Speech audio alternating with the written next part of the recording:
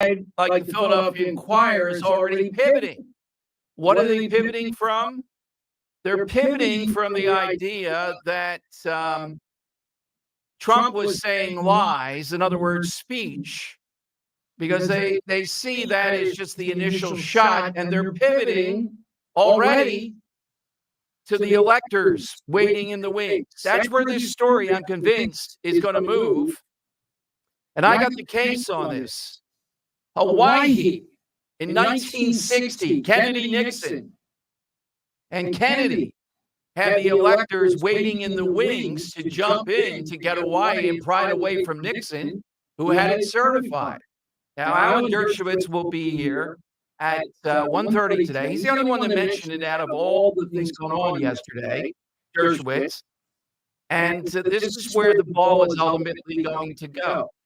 Now, this Jack Smith, Mr. Subway, maybe he got a bad sandwich there last week when he was showing us he's going to go into the den of iniquity of all these MAGA people. He brought up a lot yesterday when he dropped the charges, January 6th. They're all talking January 6th. Okay, then.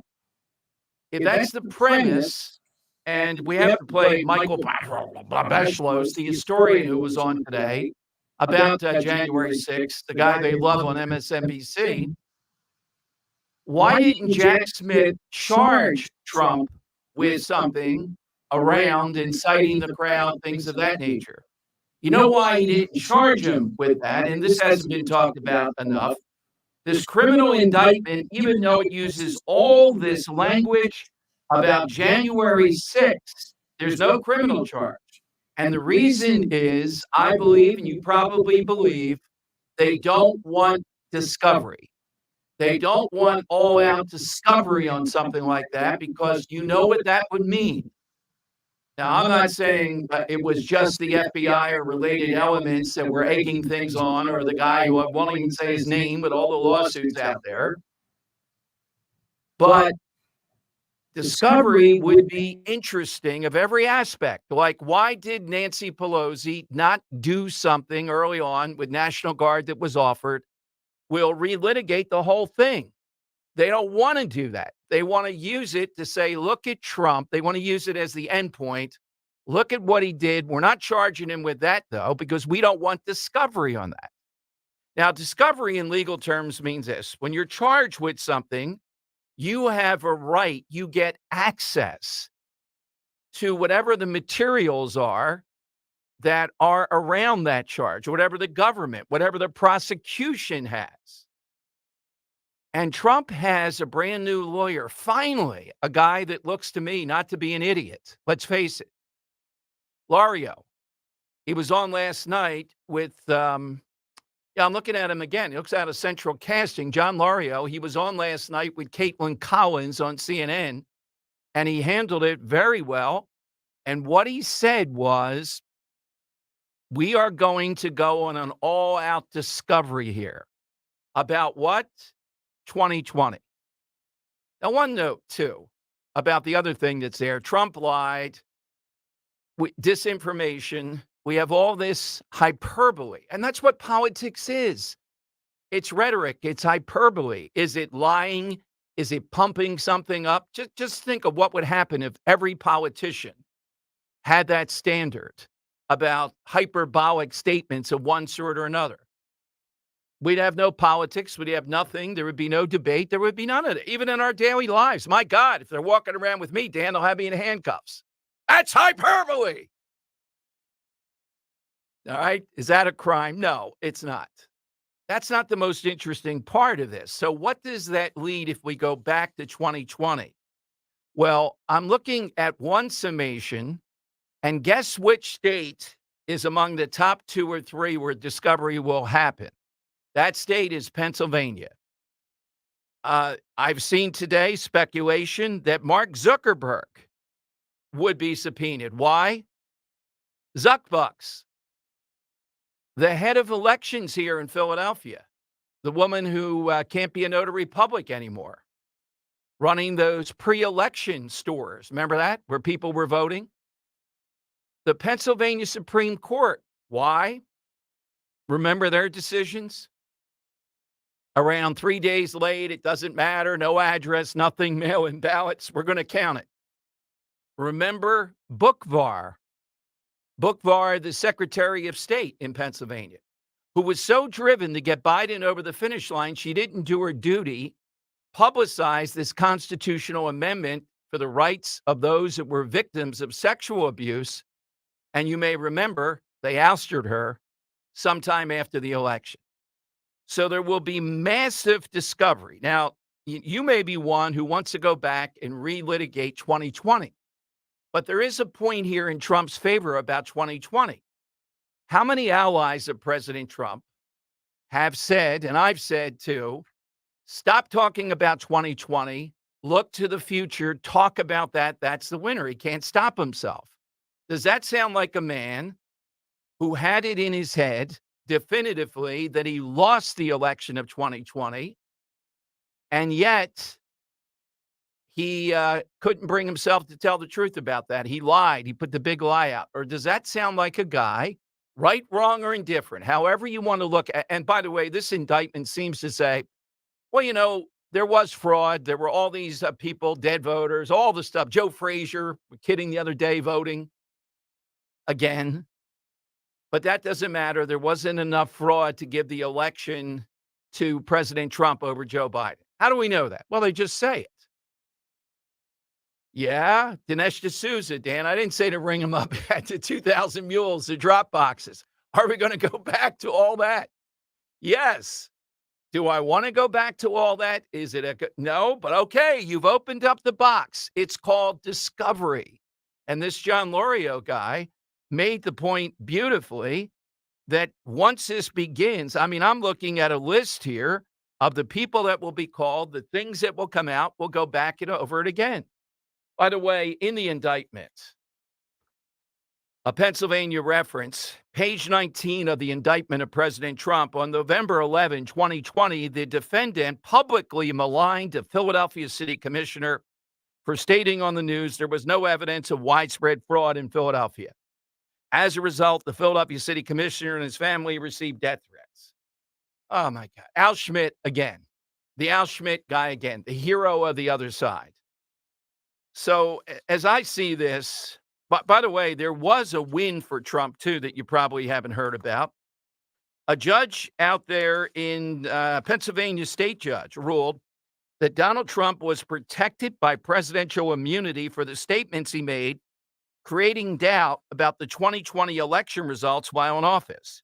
Philadelphia County Court of Pleas Judge Michael Erdos ruled Monday that the 2020 election supervisor out in Delaware County, James Savage, is unable to sue Trump over claims that he was defamed by President Trump. Remember all that stuff with the warehouse and all the back and forth? Giuliani was involved in that. Savage alleged that Trump damaged his reputation by falsely claiming he altered the 2020 election result. He had death threats, etc. So there are several new things here. The bottom line is this. Yes, freedom of speech, the First Amendment, the ability to say, I didn't lose. Wow, all these people are telling you you lost. Yeah, and there were any number of people talking about all the things that we've talked about. Some of them fanciful, some of them real. I just gave you several that were real here in Pennsylvania. One of them is Philadelphia. They'll do anything. So that's one part. The next part is that proving that Trump, in his mind, you know how difficult this is going to be? In his mind, he knew he lost. What evidence do they have of that? That he absolutely knew, and he continued to spread what's being called fraud. I think the more serious area, and again, some of them are pivoting toward it already, is what I told you. You'll hear that all day long on Fox, conservative talk radio, all that about freedom of speech, and it's true. But the point here that we're going to see this duked out on ultimately are these electors. And I know one guy, Dan, Charlie Giroux, maybe we'll get him on tomorrow, who was a Pennsylvania elector versus the electors who were put in under the theory that Biden won. Alan Dershowitz will break that down. The Hawaii case, 1960, is on point on this. Now, I don't know what Trump said, what Giuliani said. That's all a matter of speculation, okay? But there is a place to have an alternate core of electors ready to go. That's what the Hawaii case says in Nixon and Kennedy. But Pennsylvania, to their credit, got it written down. Giroux did. They would only tag in if there was evidence that Trump had won officially. Okay? So that's where the battle is going to be fought. And Alan Dershowitz has a lot on that, plus the freedom of speech aspect of this. It's ridiculous what's going on with this. Of course, it's only helping Trump, again, among primary voters, among people and there's going to be a fourth. I'm convinced without a doubt, maybe not the end of this week, but beginning of next week, that Fulton County Judge, Georgia, is going to go after Trump on similar grounds. You're going to see that play out.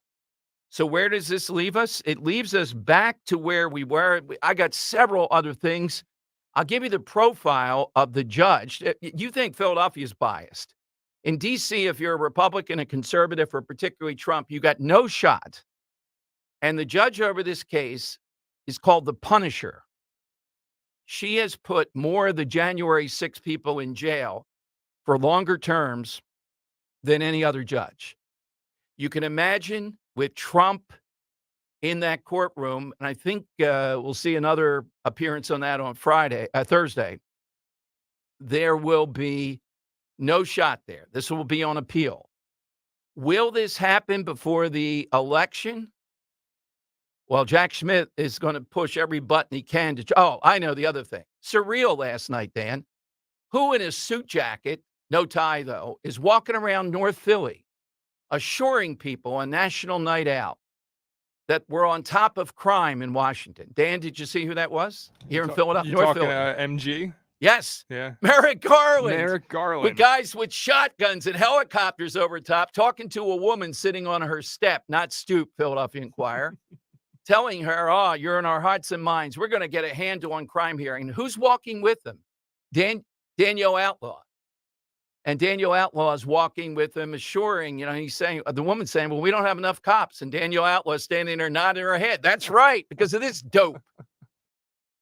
Yeah, that's right. We don't have enough cops. How are we going to get them, Danielle? All right, side question, 855-839-1210. Dan, on this day in history, Mary Lou Retton, was it 1984 Olympics, right? Yes. I think it was 1984. Yeah. And I think she had a bad knee, to put it mild. All these gymnasts are hurt. They play hurt. One of the all-time great Olympians. I don't know that I would say she's Simone Biles. Would be pretty impossible to beat that, but she's up there. She's in the top 2 or 3 in my memory. So we thought today, at the end of your call, all-time great female athletes. All right, I'm going to take off the board Serena Williams for obvious reason, most dominant player, most dominant female in any sport that I can think of. But I'm going to take an outside-the-box one off, too, just so people can't play on my sympathy. Riley Gaines is a very significant female athlete because she's saying, I want to play against other females. Who do you have? I'm going to take a girl I grew up watching, and I followed her career until she got to the WNBA, then I kind of fell off, but that being Sue Bird, UConn women's basketball out of all those players. Yeah. Diana Taurasi was good. High and points to people, and she's the love interest of a certain female soccer player. Yeah, so, I know. Yeah. But I liked her and Diana because my brother played football at UConn. So while he was there, Sue Bird was there initially, and then Diana Taurasi took over as the lead up there. Okay. And then I'll also take off. Who else did I have in my mind today? I had another big name. I'll get back to you in 1 second. Let me find that for you. Oh, okay. All right, I'm moving forward. That's okay. 855-839-1210. We'll take another one off. That's at the end of your call. Love to get you in. People asking me on social media, well, what does this tell us where we are? Third world, going down that path. I remember who it was. Yeah. Ronda Rousey. Oh, yeah. Yeah, Ronda Rousey, breakout. And like crossover into film and all, and now wrestling. Yeah. But boy, she's one I initially had before I replaced her with Sue Bird. Since that one woman decked her, not been the same No, after she that. hasn't, She yeah. didn't have the fear factor. It was like Mike Tyson, you know? Pretty much shunned her away from UFC, you know? Yeah, She's it's great in yeah, doing Entourage, though. fake fighting and All right, wrestling. yeah. 855-839-1210, you can get in. So where are we at this point? Well, we're back in an enormous way to the same old, where Trump is gonna be helped by this in the primary, and then all hell's gonna break loose when we get into the general election cycle. And conveniently, it's on a day after the Archer testimony, conveniently, to take our eye off that ball once again. So Alan Dershowitz here, this Hawaii case, you gotta hear that. The battle is gonna be two things. One, the electors, those slates of state electors that Trump and the swing states came up with. And two, how far does discovery go? If discovery goes far enough, we're going to hear so much about January 6th. We might get to the bottom of some of it. FBI involvement, Nancy Pelosi, why didn't she do anything? The Trump people are saying, good, we have subpoena power now. We're going to subpoena every single one of them, maybe even the Pennsylvania Supreme Court. Phone lines, 855-839-1210.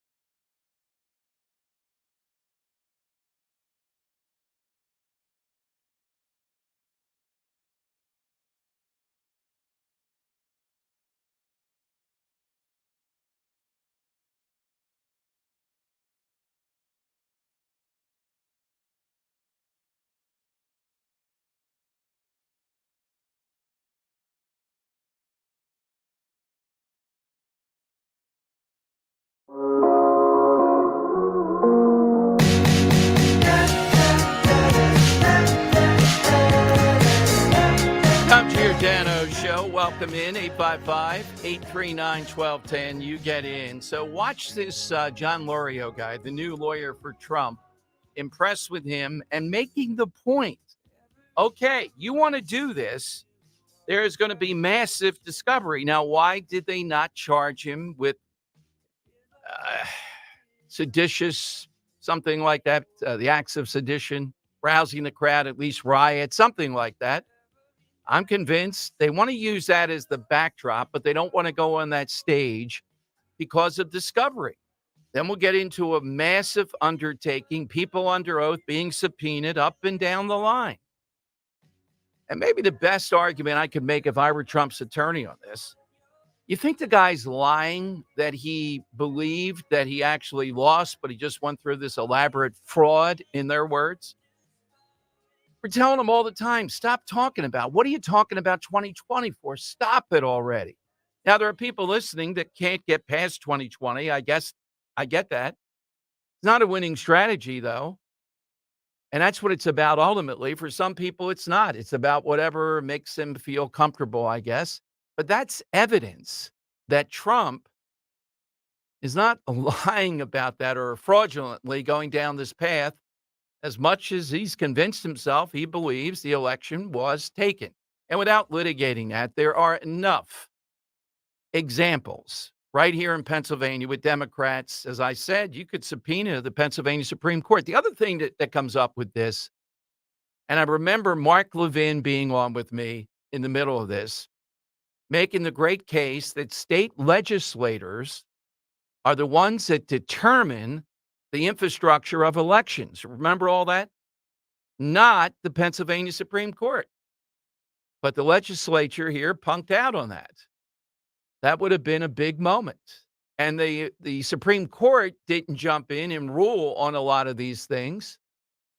So as a result of that, it makes it difficult to get a definitive ruling, and it allowed all these questions to be out there. All right, so let's give you some of the stuff that's being said around it. First, one of my all-time favorites, Cut 16. Here's the historian of Morning Joe and MSNBC, Michael Bashlos. Here's what he said again this morning. January 6th is like Pearl Harbor, bin Laden. Here's Bashlos. From time to time, America faces threats from monsters who want to destroy our democracy. That happened in 1861 with the Confederacy. Abraham Lincoln and Northern soldiers and Northern voters came to our rescue, saved the Union. The same thing happened in 1933, almost at the last minute. Franklin Roosevelt came to power, saved our economic system. Pearl Harbor, 1941.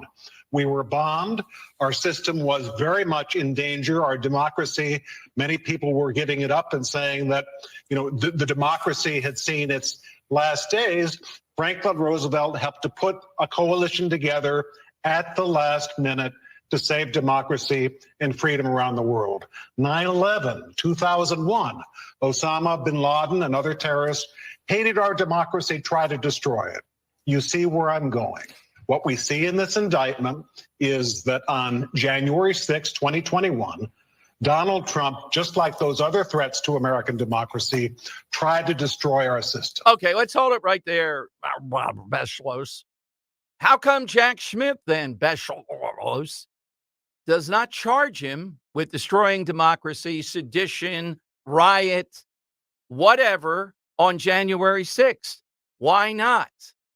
These guys are all using January 6th, and let's face it, it was a riot. I have Jack Smith here, too, talking about the police, praising law enforcement. These guys always want to praise the Capitol Police or maybe the FBI because they're tools of what they're doing, and the same people go after the average cop. You know it, and I know it.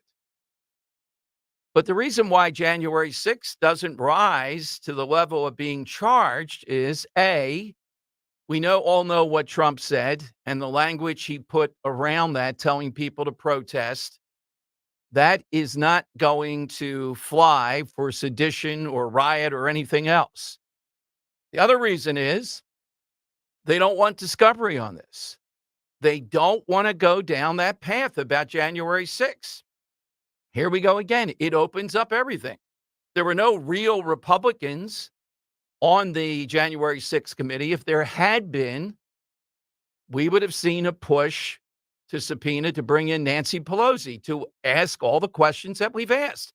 So as long as you continue to play this, why would we give any ground on January 6th? Now, as far as Trump pressuring Pence and things of that nature, let's see what they have. Let's see what Pence or anybody else testifies to on that.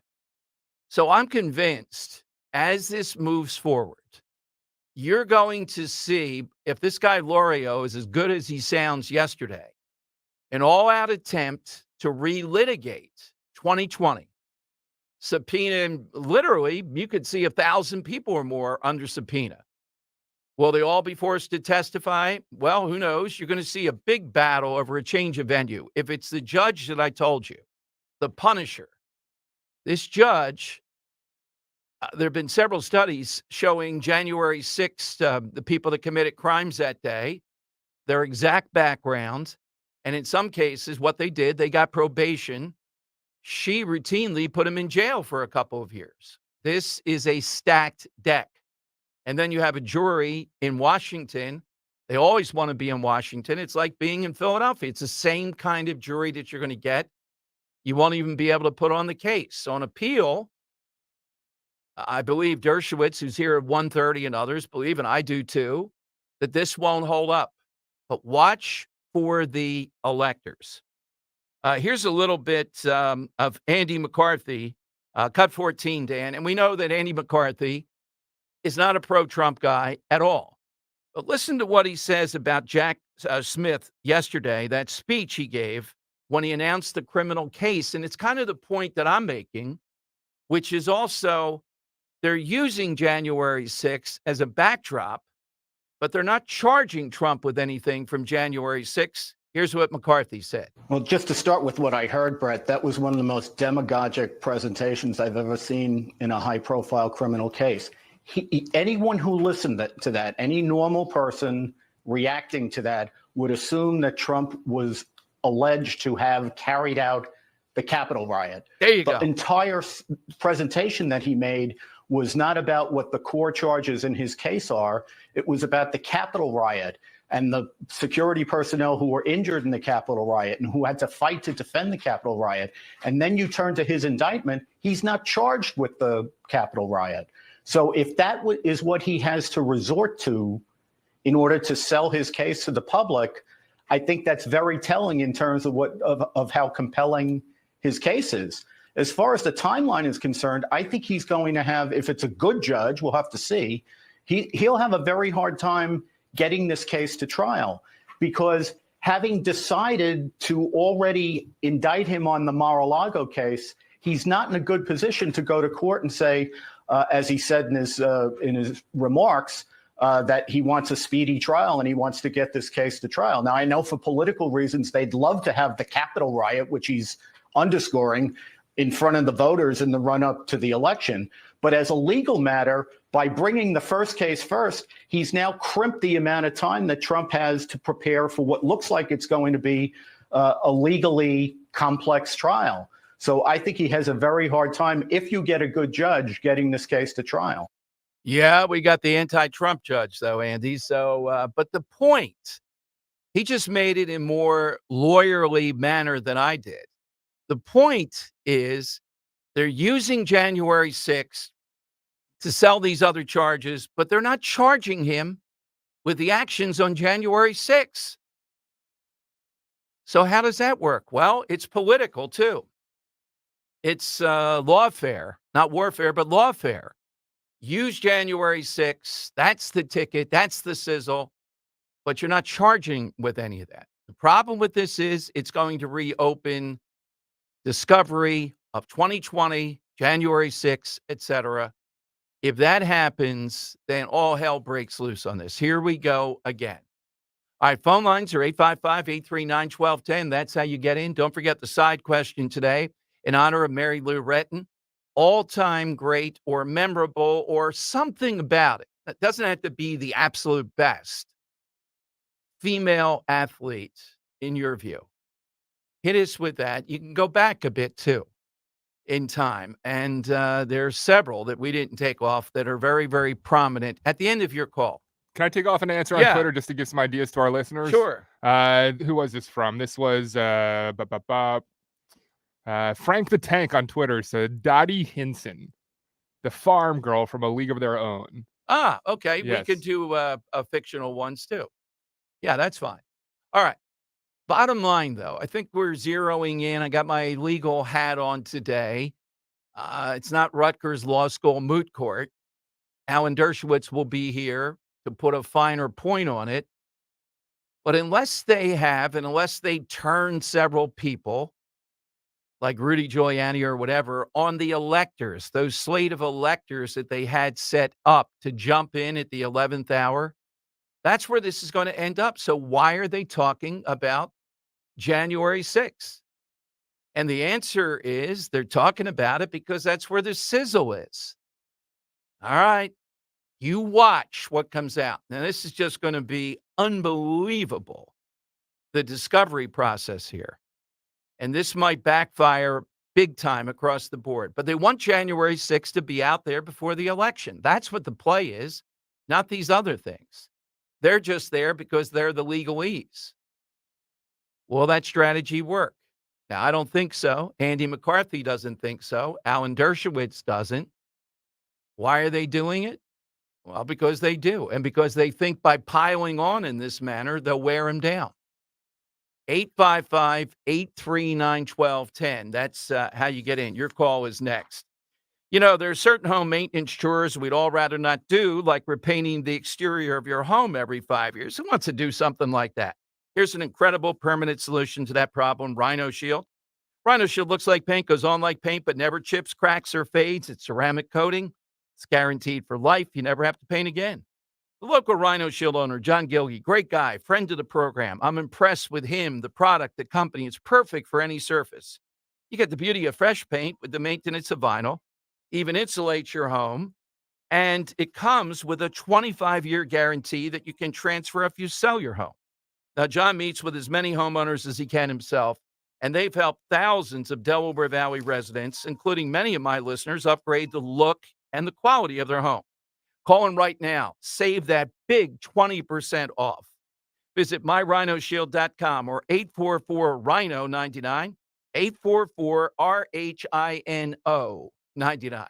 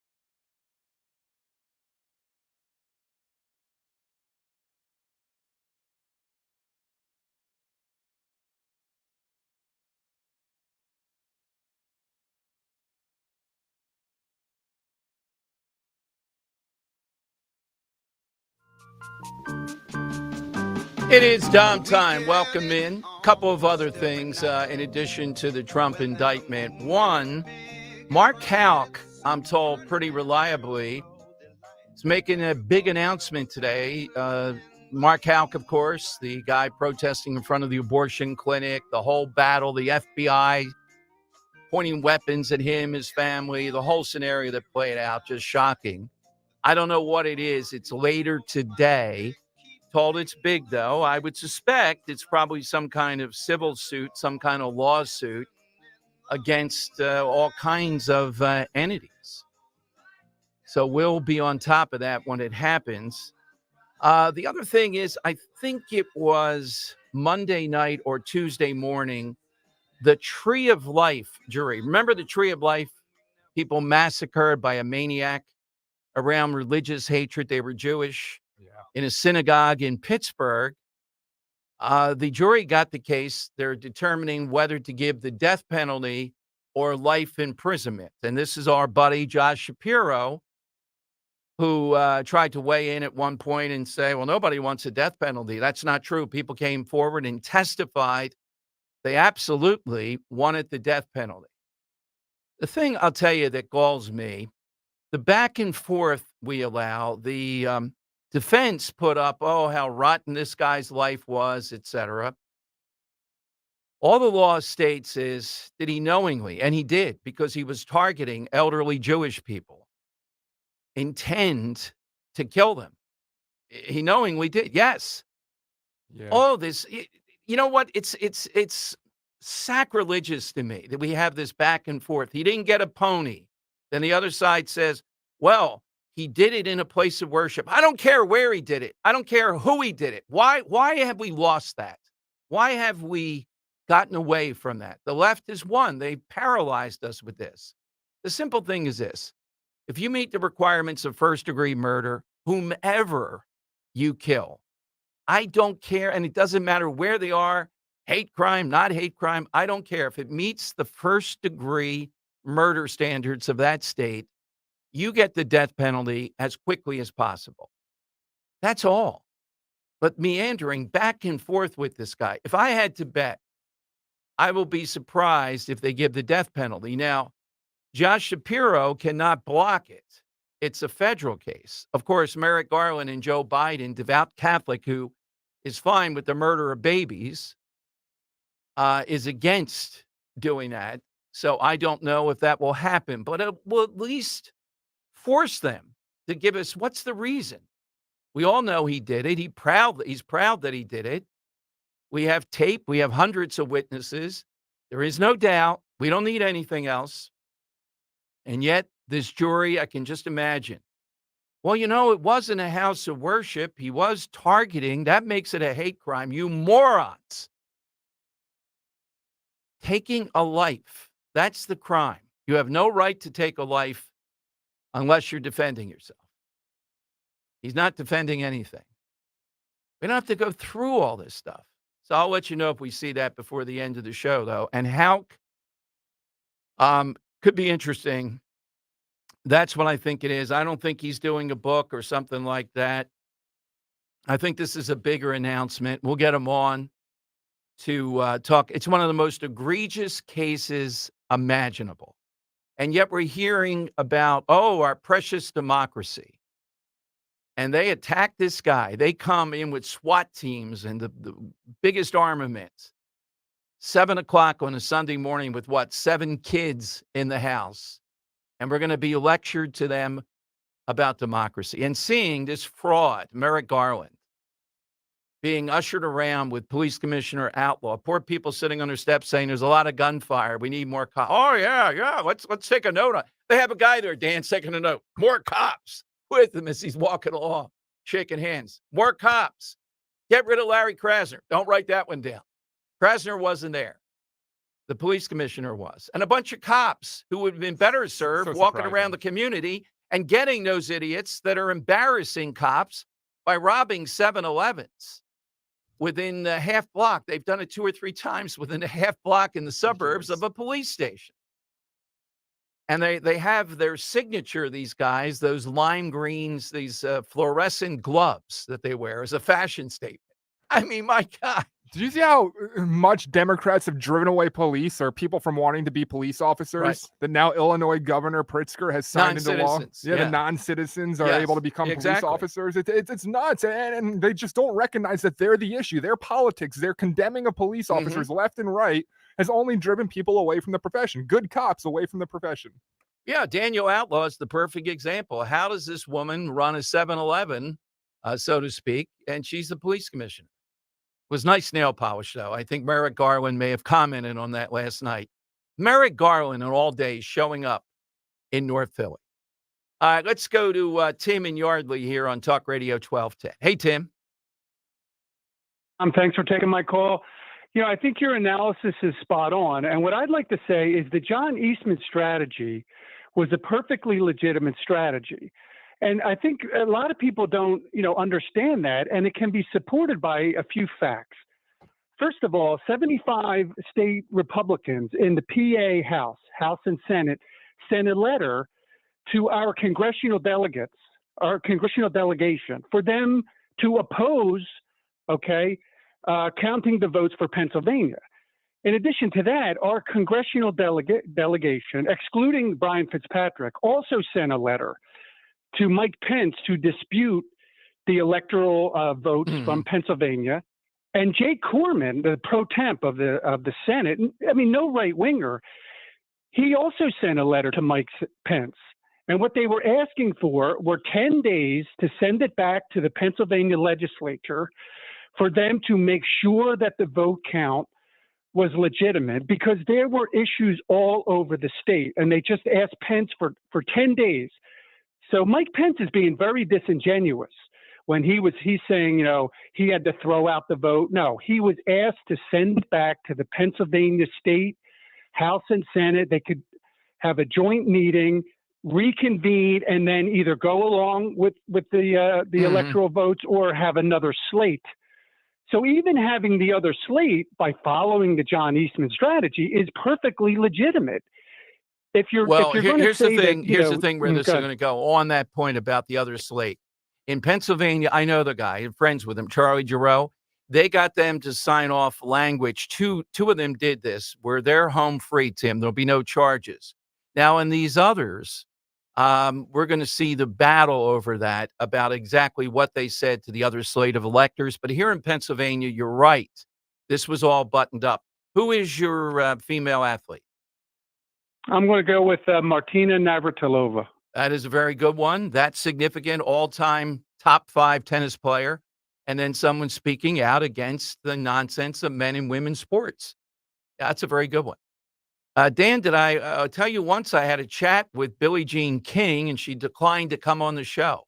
Why? I'm not sure, but, she was chatting up. We were in the VIP box at the... What did you guys talk about?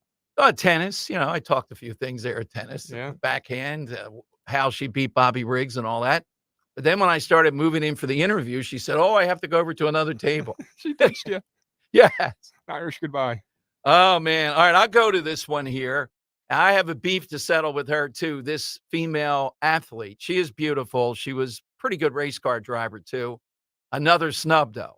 Let's go to Bill in Bucks County. All right, Bill, who's your female athlete? Well, I never had interest in NASCAR racing until I saw Danica Patrick. Yeah, and she was very good. She led several races at several times, et cetera. Yeah. So, Dan, we're on a tour, the show on the road. We're in the Henry Ford Museum in outside of Detroit. This was a cross-country thing around the election. Danica Patrick was also appearing there. We set it up with her people. Then she ditched us at the last minute. Oh, no. Oh, she was running out of there in high heels. It was disgraceful. Oh. Yes. So never got that interview either. That won't stop me from saying, though, that's an interesting athlete, to put it mildly. Yeah. All right, phone lines. They are 855-839-1210. That's how you get on board. What's the worst that could happen to Trump, not politically, under one of these Jack Smith charges? Wait till you hear. Now, it's not going to happen, but there is something amazing in these charges. What could happen to President Trump if convicted, at least on this one charge? I'll tell you what that is, and your calls next on Talk Radio 1210. Hey, you've heard me talk about my friend and board-certified prosthodontist, Dr. Robert Bentz of the Bentz Dental Group in East Norriton. Dr. Bentz, nationally, locally recognized as one of the area's top prosthodontists. So the last time I talked with him, again, he now has more data, more experience with the 3D printers that we've told you about. They are incredible, and they not only add to your convenience and great fit. He told me how they expand his solutions working with patients. He has them right there, the teeth with the 3D printers, nothing shipped out. During breaks, something like that, he can take another look and more ideas come to him. This is really a breakthrough. This is exactly what you want, in addition to all the other great stuff that I've told you about. You should realize, too, increasing numbers of local dentists refer their patients to Dr. Bentz when there's a more complex case. You can reach Dr. Bentz at 610-272-6949. Make that appointment today. That's the Bentz Dental Group, 610-272-6949. He's my good friend, my dentist. Can be yours. Get that initial look-see. 610-272-6949.